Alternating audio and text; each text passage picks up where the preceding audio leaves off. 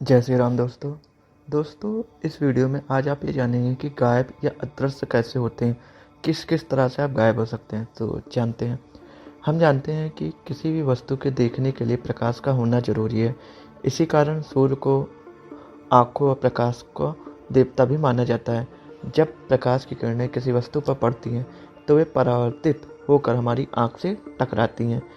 आँख की पुतली से आगे गुजर कर ये किरणें रेटिना या गोलक के लेंस के होते हुए पीछे की ओर एक निश्चित दूरी पर उसका बिंब या प्रतिबिंब बनाती हैं।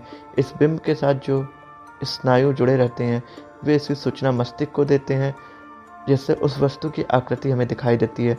जब आँख पर पलक गिरी होती है, मतलब आंखें बंद रहती हैं, तो परावर्तित प्रकाश की किरणें आंखें लेंस तक नहीं पहुंचती, पीछे बिंब नहीं बनता, अतः कुछ दिखाई नहीं देता।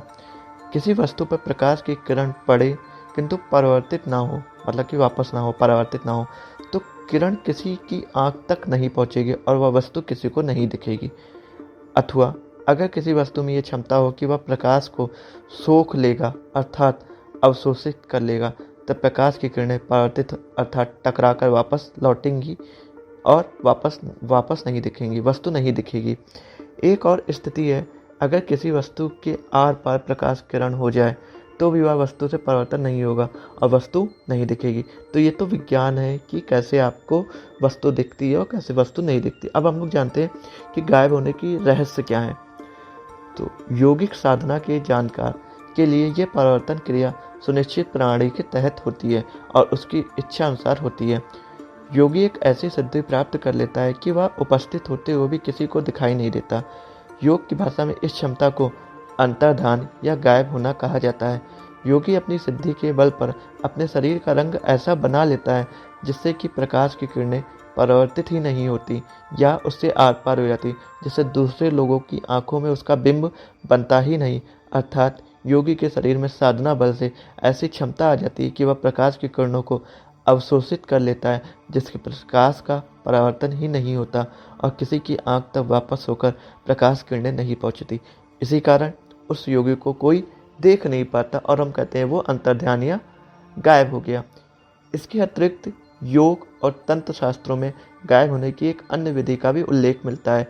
सिद्ध योगी पंच तत्वों, जो हमारा शरीर 5 तत्वों से बना है, पंच तत्वों से बने अपने शरीर के अणु परमाणुओं को आकाश में बिखेर कर सूक्ष्म शरीर धारण कर लेता है। ये सूक्ष्म शरीर किसी को भी दिखाई नहीं देता। ये स्थिति एक अति उच्च अवस्था है जहाँ योगी और तांत्रिक प्रकृति में भौतिक नियंत्रण कर पाता है।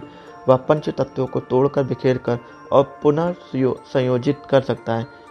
इससे योगी सूक्ष्म शरीर से कुछ ही क्षणों में कितनी ही दूर आ जा सकता है। हमने अनेक कथाओं कहानियों में सुना है कि अमुक योगी ने हाथ में हवा उठाए और अमुक पदार्थ या उसकी वस्तु उसके हाथ में आ गई, जिसे उसने स्थूल रूप से सम्मुख व्यक्ति को दिया। यह अवस्था होती है वातावरण के पंच तत्वों को नियंत्रित कर स्थूल कर देने की क्षमता। ज्ञातव्य है कि हाइड्रोजन, ऑक्सीजन और नाइट्रोजन आदि सभी गैसें वातावरण में बिखरी हैं और इन्हीं के हाइड्रोजन, ऑक्सीजन, पानी, इसी में नाइट्रोजन मिला तो ग्लूकोज बन जाता है। अनुपात मात्र बदलता है पदार्थों के अनुसार। अगर इन पर नियंत्रण हो जाए तो कोई कुछ भी बना सकता है। यही क्षमता बेहद उच्च स्तर पर योगी अथवा तांत्रिक में आ जाती है। सिद्ध योगियों के पास इसी तरह की अनेक अद्भुत क्षमताएं होती हैं। ये अद्भुत क्षमताएं कोई जादूगर या चमत्कार नहीं, ये सिद्धियां एक निश्चित वैज्ञानिक प्रक्रिया के तहत कार्य करती हैं। अब अष्टांग योग के प्रणेता महर्षि पतंजलि ने गायब होने की इस यौगिक सिद्धि का उल्लेख अपने ग्रंथ में किया है। वे लिखते हैं, काय रूप संयमात अंतर्धानम। विभूतिपाद सूत्र 21 में जिक्र है, यानी शरीर के रूप में संयम करने से जब उसकी ग्रहण शक्ति रोक ली जाती है तब आकाश के प्रकाश का उसके साथ संबंध न होने के कारण योगी अंतर्ध्यान हो जाता है। योग और तंत्र में एक निश्चित अवस्था के बाद योगी अथवा तांत्रिक अपने शरीर को कहीं रखते हुए अपने सूक्ष्म शरीर में कहीं भी आ जा सकते हैं, जहां वे किसी को भी दिख भी सकता है, बात भी कर सकता है, मार्गदर्शन भी कर सकता है। अक्सर गुरु इसी माध्यम से अपने शिष्यों या जरूरतमंद तक पहुंचते हैं।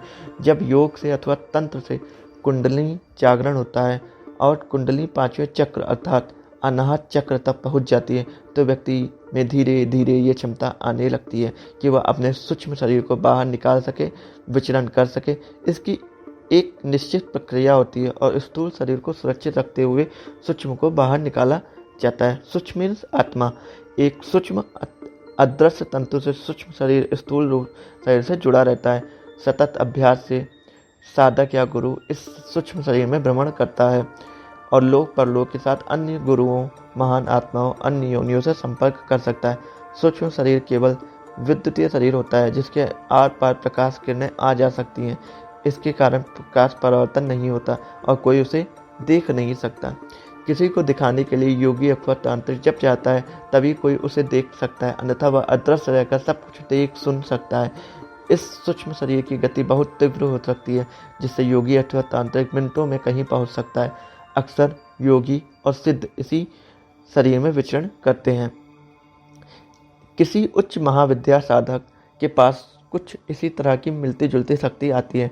जब कोई महाविद्या पूर्णतया साधक के अनुकूल हो उसके शरीर को अपना लेती है, अर्थात उस महाविद्या की ऊर्जा से कोई साधक संतृप्त हो जाता है तो उसका महाविद्या से संबंधित चक्र अति सक्रिय और सशक्त होते हुए कुंडली को जागृत कर उस चक्र तक उद्दीप्त कर देता है और वहां से वह अनाहत तक पहुंच जाता है और अथवा अनाहत की उद्दीप्त करता है। इस स्थिति में उपरोक्त प्रक्रिया से सूक्ष्म शरीर भ्रमण भी हो सकता है और कहीं एक स्थान पर बैठे हुए किसी अन्य स्थान पर अपना एक ऊर्जा शरीर को भी भेजा जा सकता है। किसी को स्वप्न में मार्गदर्शन देना, किसी को अपने ही होने या उपस्थिति का अभ्यास देना तो मात्र किसी महाविद्या के पूर्ण संतृप्ति और चक्र क्रियाशील पर ही हो जाता है। तंत्र में एक छिद्र विद्या की साधना की जाती है जिससे मुस्लिम हमजात साधना कहते हैं और हिंदू अपनी नकारात्मक शरीर की साधना। इस प्रक्रिया में कुछ समय बाद व्यक्ति अपने ही रूप और छवि को कहीं भेजकर कार्य करा सकता है और अन्य स्थान पर अपनी उपस्थिति दर्ज करा सकता है। ये छोटी तांत्रिक साधना है और इसमें साधक अदृश्य नहीं होता अपितु अपनी ऊर्जा को निर्देशित करता है। तो दोस्तों, मैंने इस वीडियो में पूरा बता दिया कि किस तरह से आप गायब हो सकते हैं, अदृश्य हो सकते हैं, कैसे कैसे आप विद्या यूज कर सकते हैं, कैसे कुंडली जागरण महाविद्या। अगर वीडियो आपको अच्छी लगी तो इसको जरूर शेयर करो, कमेंट में हर हर महादेव जरूर लिखें।